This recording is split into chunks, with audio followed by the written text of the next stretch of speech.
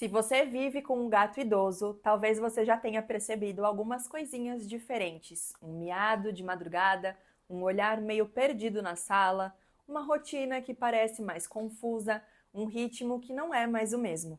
E eu sei que isso pode parecer assustador, porque não é só sobre o tempo que passou, é sobre entender o que está acontecendo dentro do corpo e da mente do seu gato. É sobre como você pode ajudá-lo a viver essa fase com dignidade, segurança e conforto. Se você é novo aqui, eu sou Vitória Luken, eu sou médica veterinária, especialista em comportamento e clínica felina. E hoje eu quero te acompanhar por uma jornada completa sobre o declínio cognitivo felino. O que é, como se manifesta, como o gato sente, como o cérebro dele muda, como o território influencia e, principalmente, o que você pode fazer para melhorar a vida dele todos os dias. O declínio cognitivo não é simplesmente o gato ficando velho, é uma condição multifatorial que envolve alterações neurológicas, hormonais, sensoriais e comportamentais. E eu gosto sempre de explicar isso começando pelo ponto de vista do próprio gato, porque o gato idoso vive uma experiência sensorial muito diferente da de um gato jovem. Os sentidos começam a mudar, a visão noturna fica menos nítida, a audição pode perder sutileza, o olfato muda, a propriocepção, que é a percepção do próprio corpo no espaço, já não tem a mesma precisão.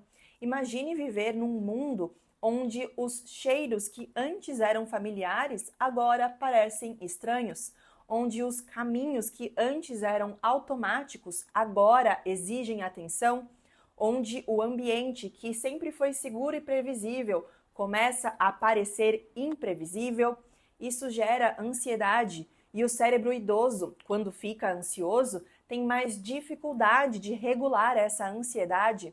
A amígdala, o centro da vigilância emocional, fica mais reativa e o córtex, que ajuda a interpretar o ambiente, já não responde com a mesma velocidade. O resultado, o gato fica mais vocal, mais inquieto, mais dependente, mais sensível aos sons e às mudanças do ambiente.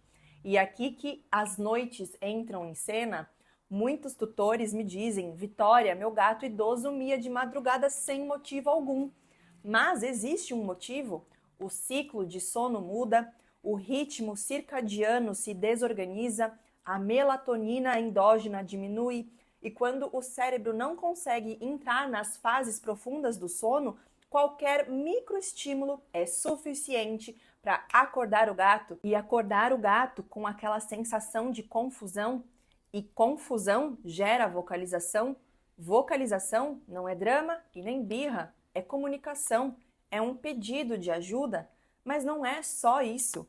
Gatos idosos podem apresentar hipertensão, dor crônica, doença renal, náusea, hipertireoidismo, e todas essas condições interferem tanto no comportamento quanto no sono.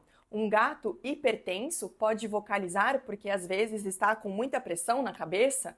Um gato com hipertireoidismo pode ficar inquieto, faminto, agitado. Um gato com dor na lombar pode se levantar no meio da noite porque não encontra posição para dormir. E a vocalização aparece como reflexo desse desconforto. E agora vamos para o ponto central, o declínio cognitivo em si. Uma das coisas mais emocionantes e ao mesmo tempo mais dolorosas é perceber que o gato pode começar a perder a memória espacial.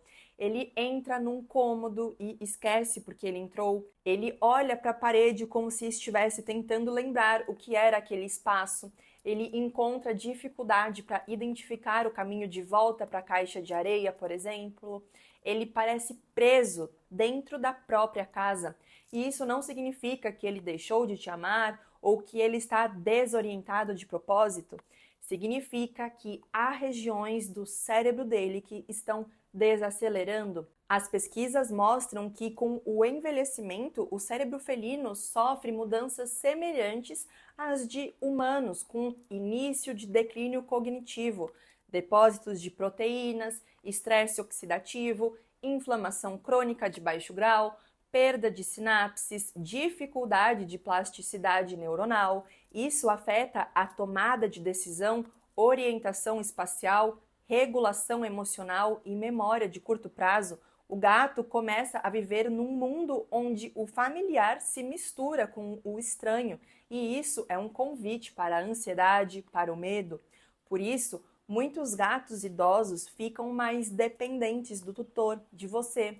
Eles seguem você pela casa, eles vocalizam quando você muda de cômodo, eles procuram a sua presença. Eles não estão mais carentes, eles estão buscando um ponto fixo de segurança no meio dessa confusão interna que eles estão sentindo.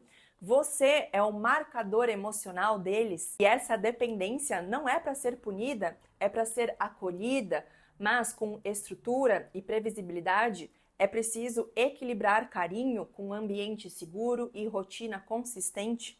E quando eu falo em ambiente, eu quero que você imagine o território do gato como uma extensão do cérebro dele. O território precisa ser estável, acessível, fácil de navegar. Já ao contrário, pulos altos, trajetos complexos, prateleiras instáveis, caixas de areia distantes, tudo isso vira obstáculo gigante para um gato idoso. Eles começam a evitar o alto, evitam superfícies escorregadias, evitam escadas. Eles se comportam como um animal tentando se preservar, porque é exatamente isso que está acontecendo. A prioridade deles muda, eles deixam de explorar e passam a conservar energia. E é por isso que muitos gatos idosos parecem isolados, mas nem sempre é isolamento. Às vezes é apenas o único lugar onde eles ainda conseguem sentir estabilidade. Agora eu quero falar sobre a vocalização noturna, porque ela é uma das que mais preocupa os tutores. A vocalização noturna em gatos idosos pode ter vários significados: desorientação, ansiedade, dor, sensação de solidão, alteração do ciclo sono-vigília, hipertensão, declínio cognitivo ou até reforço do tutor. Às vezes a gente acaba reforçando esse comportamento. Então a gente levanta, responde, fala com o gato e reforça esse miado. O cérebro associa. Quando eu vocalizo, alguém vem, alguém responde. E isso vira um ciclo. Outro ponto importante: gatos idosos podem apresentar níveis elevados de estresse, mesmo sem nenhum gatilho evidente. O corpo deles tem mais dificuldade de regular um eixo que controla um sistema de cortisol e respostas ao estresse. Um estímulo pequeno vira uma onda grande, e quando essa onda não baixa, o comportamento dele muda. Mas o que mais me toca no declínio cognitivo é perceber que muitos tutores só percebem quando ele já está avançado, e não por falta de cuidado, mas porque os sinais iniciais são sutis. Um gato que fica parado olhando para o nada, um gato que esquece a interação no meio de um carinho, um gato que não responde ao chamado como antes, um gato que não reconhece caminhos familiares à noite. Esses sinais são fáceis de confundir com teimosia, preferência ou mudança de personalidade, mas são sinais precoces de que o cérebro dele está precisando de suporte. E é aqui que entra a parte mais importante: o que você pode fazer. Primeiro, reduzir imprevisibilidade. Gatos idosos precisam saber o que esperar. Rotina consistente, horários aproximados para alimentação, brincadeiras leves, momentos de interação previsíveis. Segundo, adaptar o ambiente com rampas, acesso facilitado a lugares importantes, caixas de areia próximas e de fácil entrada, pote de água acessível, iluminação suave à noite para orientar esse gato.